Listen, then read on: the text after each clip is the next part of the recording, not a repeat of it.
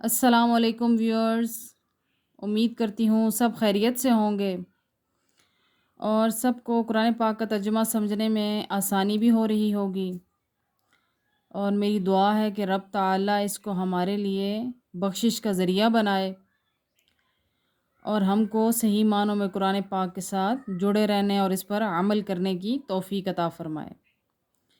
تو ویورز، جیسا کہ آپ جانتے ہیں کہ ہمارا دوسرا پارہ چل رہا ہے۔ پہلا پارہ الحمدللہ ہم نے مکمل کر لیا ہے اور اس کے بھی ہم نے 6 رکوع الحمدللہ مکمل کر لیے ہیں۔ آج ہم اس کا 7واں رکوع شروع کریں گے۔ 7واں رکوع چونکہ تھوڑا لمبا ہے، اس لیے ہم اس کو 2 یا 3 حصوں میں تھوڑا تھوڑا کر کے مکمل کریں گے تاکہ ویڈیو زیادہ لمبی بھی نہ ہو۔ تو آج ہم اس کا کچھ حصہ پڑھتے ہیں، تو چلیے شروع کرتے ہیں۔ اعوذ باللہ من الشیطان الرجیم، بسم اللہ الرحمن الرحیم۔ یا ایہا الذین آمنوا، اے ایمان والو، کتبہ فرض کیے گئے، علیکم الصیام، تم پر روزے، کما جیسے کتبہ فرض کیے گئے تھے، علی الذین، ان لوگوں پر جو من قبلکم تم سے پہلے تھے، لعلکم، تاکہ تم تتقون، پرہیزگار بن جاؤ۔ اس میں رب تعالیٰ نے کیا فرمایا ہے کہ اے ایمان والو، کہ ایمان والو تم پر روزے فرض کیے گئے ہیں جیسا کہ تم سے پہلے لوگوں پر فرض کیے گئے تھے، تاکہ تم پرہیزگار بن جاؤ۔ تو پرہیزگار، روزے کا کیا مطلب ہے؟ سیام، صوم کی جمع ہے، اور اس کا مطلب کیا ہے کہ اپنے آپ کو روکے رکھنا۔ کس چیز سے روکے رکھنا؟ کھانے پینے سے، اور اس کے علاوہ ہر ناجائز، یعنی جو بھی رب تعالیٰ نے منع کی ہے اس بات سے۔ ہماری طرح صرف یہ نہیں کہ بس کھانا پینا چھوڑ دیا، باقی سب کچھ جاری و ساری رہا۔ یہاں تک کہ حضور صلی اللہ علیہ وسلم کا ارشاد بھی ہے کہ یعنی جس نے جھوٹ بولنا اور اس پر عمل کرنا نہیں چھوڑا، اگر اس نے کھانا پینا ترک کر بھی دیا تو اللہ تعالیٰ کے نزدیک اس کی کوئی قدر نہیں ہے۔ یعنی حضور صلی اللہ علیہ وسلم نے واضح ارشاد فرما دیا کہ جس نے جھوٹ بولنا نہ چھوڑا اور اس طرح کا کوئی بھی کام، یعنی بددیانتی کرنا، دھوکہ دہی کرنا نہ چھوڑا، اس نے بے شک کھانا پینا چھوڑ بھی دیا تو رب کو اس کا بھوکا پیاسا رہنا کوئی معنی نہیں رکھتا رب کے نزدیک۔ اس لیے اس قرآن پاک میں واضح ارشاد فرمایا کہ تم پر روزے فرض کیے گئے جیسا کہ تم سے پہلے لوگوں پر فرض تھے، تاکہ تم پرہیزگار بنو، یعنی رب سے ڈرنے والے بنو۔ آگے رب تعالیٰ کیا ارشاد فرماتا ہے؟ ایام معدودات، چند روز گنتی کے، فماں، پھر جو کان نہ ہو، منکم، تم میں سے، مریدن، بیمار، او علی سفرن، یا سفر پر، فعدتن، تو گنتی کے اتنے روزے، من ایام اخر، اور دنوں سے، وعلی الذین، اور جو لوگ، یطیقون، اسے بہت مشکل سے ادا کر سکیں، فدیتن، تو فدیہ، طعام، کھانا، مسکین، ایک مسکین کو کھانا دیں، فمن، اور جو، تطوع، خوشی سے زیادہ کرے، خیرن، نیکی ہے، فہوا، تو وہ، خیر لہ، اس کے لیے زیادہ بہتر ہے، وَأَن تَصُومُوا، اور تمہارا روزہ رکھنا، خیر لکم، بہتر ہے تمہارے لیے، ان، اگر، تم ہو، تعلمون، جانتے۔ تو اس میں رب تعالیٰ نے ہمارا ایک مسئلہ بھی بیان کر دیا کہ اگر تم مریض ہو یا تم سفر کے دوران ہو، سفر کی پھر آگے اس کی مدت بھی تفاسیر میں آئی ہے، تو اگر تم بیمار ہو، یعنی اتنی بیماری ہے کہ روزہ رکھنے سے تمہاری موت واقع ہو سکتی ہے خدا نخواستہ، تو پھر تم روزہ چھوڑ سکتے ہو، اور سفر کے دوران ہو تو تم روزہ چھوڑ سکتے ہو۔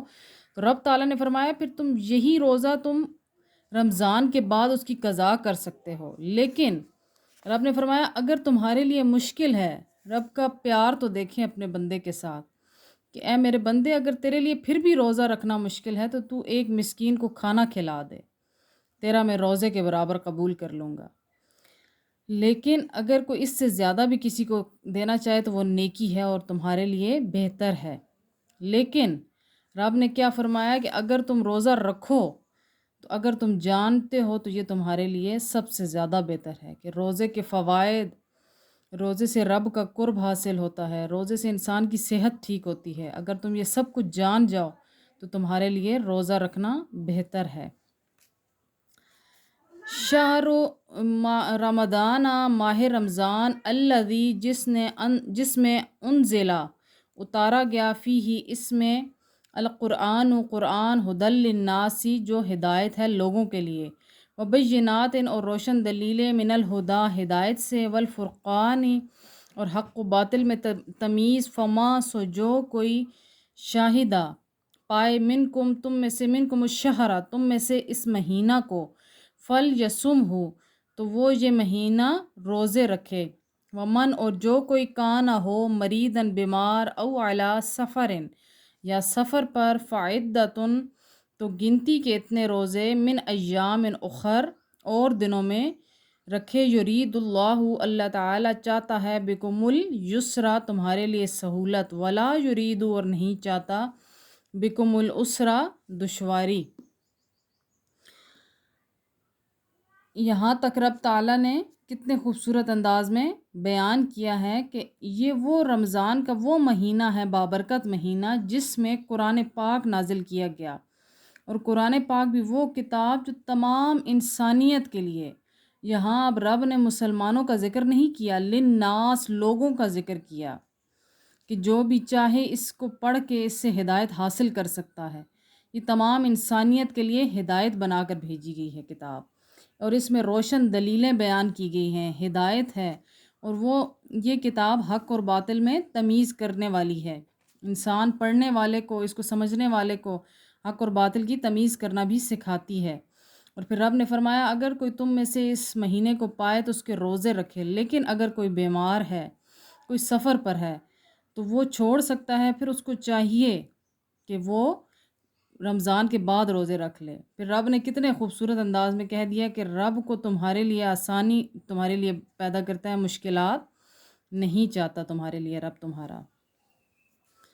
آگے رب کیا فرماتا ہے، وَلِتُکْمِلُوا اور چاہتا ہے کہ تم پوری کر لیا کرو، العدۃ گنتی، وَلِتُکَبِّرُوا اور بڑائی بیان کیا کرو، اللہ تعالیٰ کی، علی ما ہداکم اس پر جو اس نے تمہیں ہدایت دی ہے، لعلکم تاکہ تم تشکرون شکر گزاری کیا کرو۔